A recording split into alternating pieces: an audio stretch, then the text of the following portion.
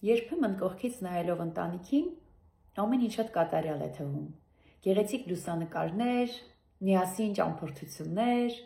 միջոցառումներ, ընտանեկան հոբելյանական օրեր, որ նշվում են մեծ շուքով, երեխաների կնունք, ծնունդ, բայց այդ ամենի, այդ գեղեցիկ կատարյալ պատկերի ետևում կարող է թաքնված լինել երկար տարիների լռություն, միայնակություն, պայքար։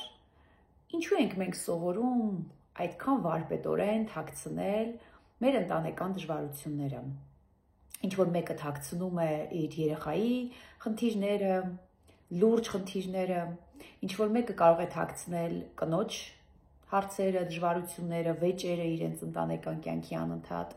մեկը թաքցնում է ամուսնու, օրինակ չաշխատելը, ընտանեկան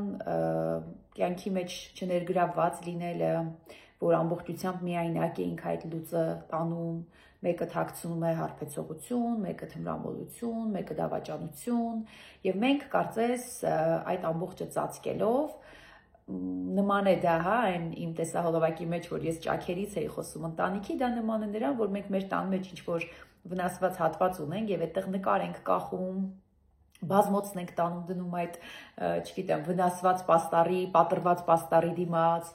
եւ մենք այսպես նույն կերպ կարծես վարվում ենք մեր ընտանեկան խնդիրների հետ։ Մենք թաքցնում ենք այդ ճաքերը, թաքցնում ենք այդ խնդիրները,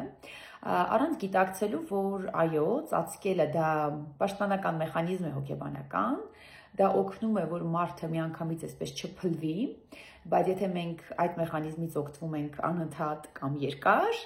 դա կարող է իսկապես կործանարար լինել։ Ինչու ենք դա անում։ Եկեք նայենք մի քանի տեսանկյուններ։ Երբեմն անձը կարող է ծածկել իրականությունը, ծածկել ճշմարտությունը, որովհետև ինքը կառչած է իր երազանքներից։ Նա կառչած է, օրինակ, որ այն մտքից, որ գեղեցիկ ընտանիքը, ամուր ընտանիքը,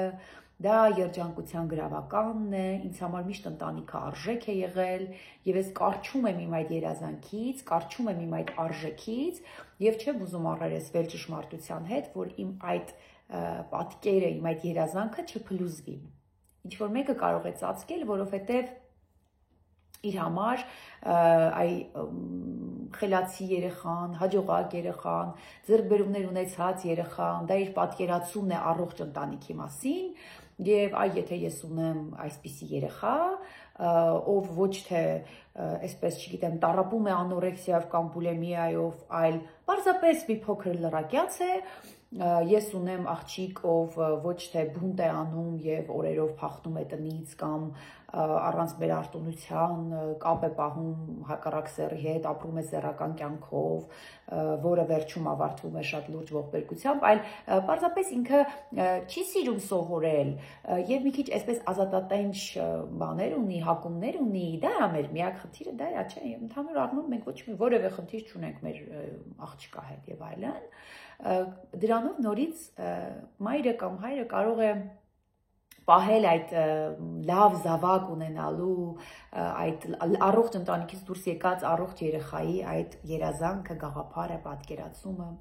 Երբեմն մենք կարող ենք ծածկել, որովհետև մենք վախենում ենք դատապարտությունից, վախենում ենք սոցիալական գնահատանքից, որտեղ սոցիումը շատ անհանդուրժողական է երբեմն։ Սոցիումը կարծում է, որ այ եթե դու լավ կին լինեիր,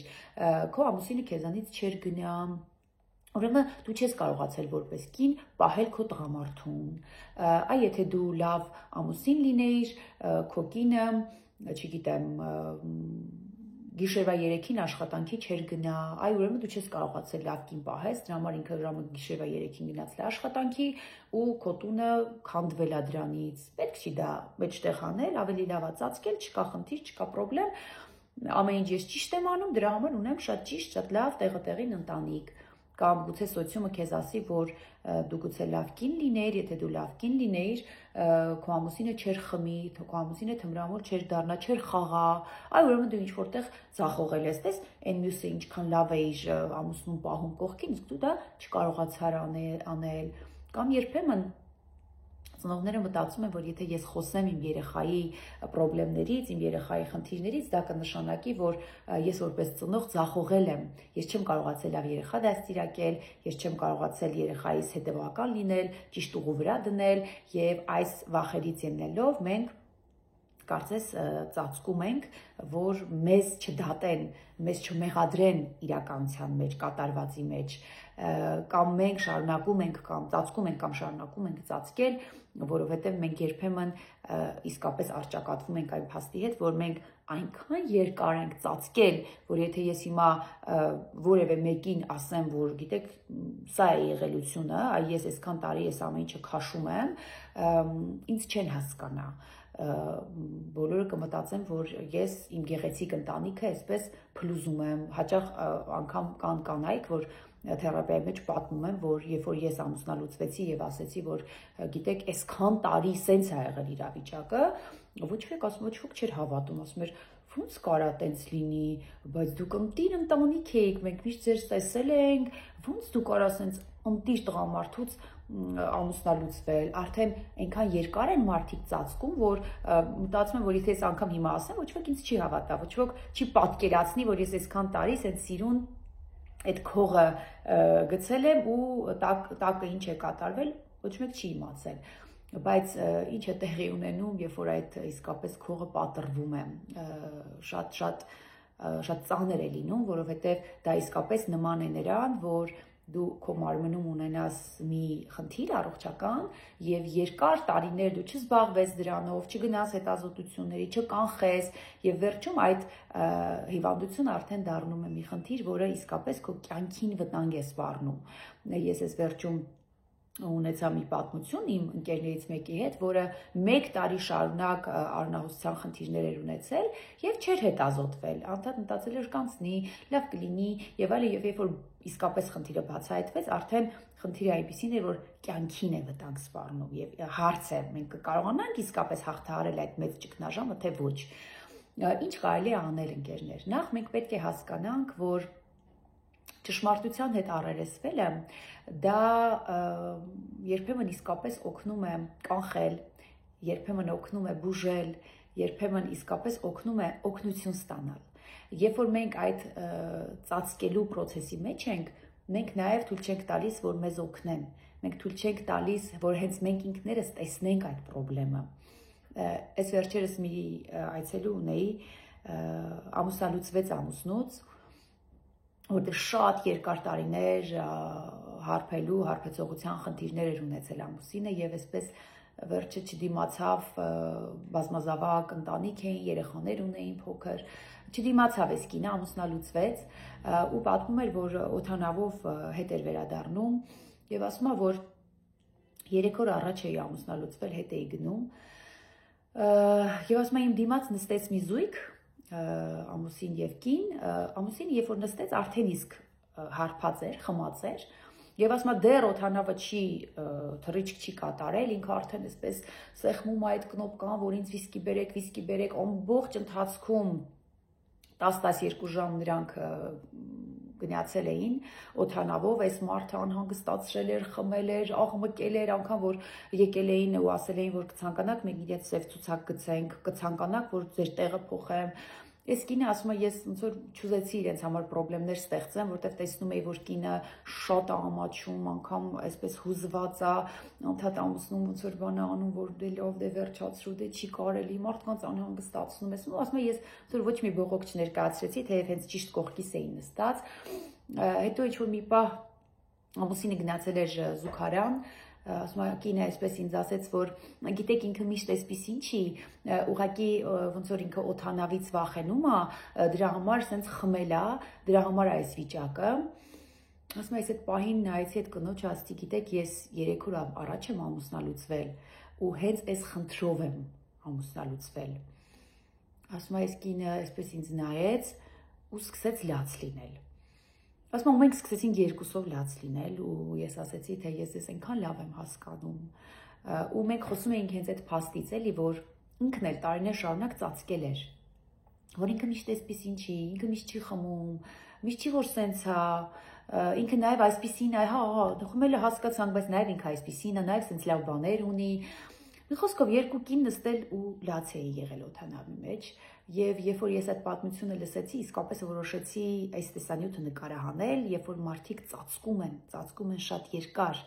Ու այս կինն էլ, երբ որ ամուսնալուծվել էր, ինքը պատմում էր, որ իր մտերիմները, բարեկամները զանգում են եւ ասում են, որ ձեզ ինչ եղավ, ախր դուք այնքան լավ զույգ եք, ախր դուք միշտ օրինակ եք եղել բոլորիս համար։ Ու ինքը ասում էր, որ ոչ ոք չի պատկերացնում, թե ես իրականում ինչ եմ քաշել այսքան տարիներ։ Ու հետաքրքիր էր, որ իր ամուսնալուծվելու որոշումը որտեղից էր կայացվել վերջնական, որ ինքը պատմում էր, որ երբ որ ամուսնացել էր փոքր հասակում, վաղ տարիքում, ինքը ասում է սկզբից ինքը ընդհանրապես չէր խմում, երբ որ մենք սկսել ենք ընկերություն անել, նման բան գոյություն չուներ։ Հետո ինքը սկսել է տենց մի քիչ խմել, հետո սկսել է շաբաթը 3 օր խմել, հետո սկսել է շաբաթը 5 օր խմել, ու այս վերջում ինքը ասում էր, որ ամեն օր է խմում։ Ամեն օր ինքը խմում է, օրվա վերջում ինքը գալիս է, ասում է հոգնած օր եմ ունեցել, լարված օր եմ ունեցել, մի հատ խմեմ թեթևանամ, մի հատ խմեմ ռասլաբիցա լինեմ, քնեմ, հենց իրա բառերն են ամուսնում։ Անգամ ես կանայք ունեմ, որ մի անգամ մի հատ կին բացեց օրացույց, որի մեջ ամեն օր, երբ որ ամուսինը խմած է գալիս տուն, ինքը սմայլիկ է դնում օրվա մեջ, այսպես փսխող սմայլիկ է,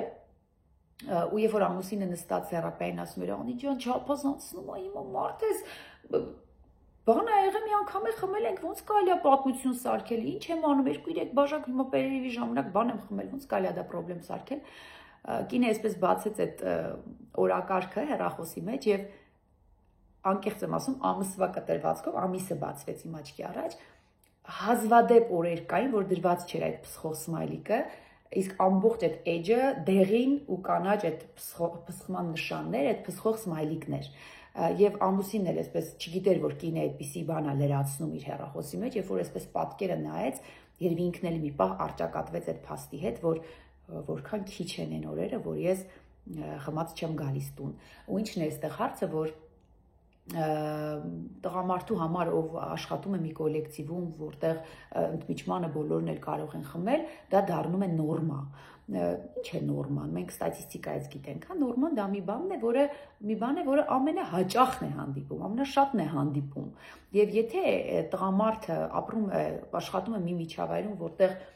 անընդհատ ամեն օր բոլորը խմում են, բնականաբար դա իր համար դառնում է նորմա եւ ինքն էլ դրա մեջ խնդիր չի տեսնում, ինքն էլ հարց չի տեսնում դրա մեջ։ Ընկերներ, չեմ ուզում նյութը շատ երկար լինի, փորձեմ ամփոփել, մտածեք այս մասին։ Արդյոք ձեր կյանքում կան բաներ, որ դուք տարիներ է ինչ ծածկում եք։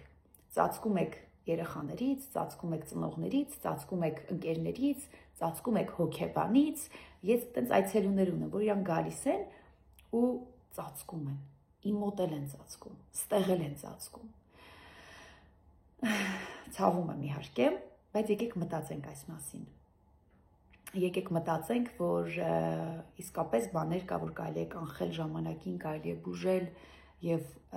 կարելի է չապրել ստի մեջ։ Թող հարաբերությունների հիմքում լինի ճշմարտություն եւ միշտ հիշեք, որ եթե հարցը մանավանդ երեխաներին է վերաբերվում, երեխաներից չեք կարող ծածկել։ Երեխաները միշտ զգում են ընտանիքում առկա սթրեսը։ Ինչքան էլ դուք հմտորեն դա փորձեք ծածկել։ Ովքեր որ կցանկանան այս թեմայով աշխատել ինձ հետ, ես սպասում եմ այստեղ ձեզ իմ գրասենյակում Բաղրամյան 18, կարող եք զանգարել 095 51 44 54 հեռախոսնամբորով եւ այց ամրագրել։ Ցտեսություն։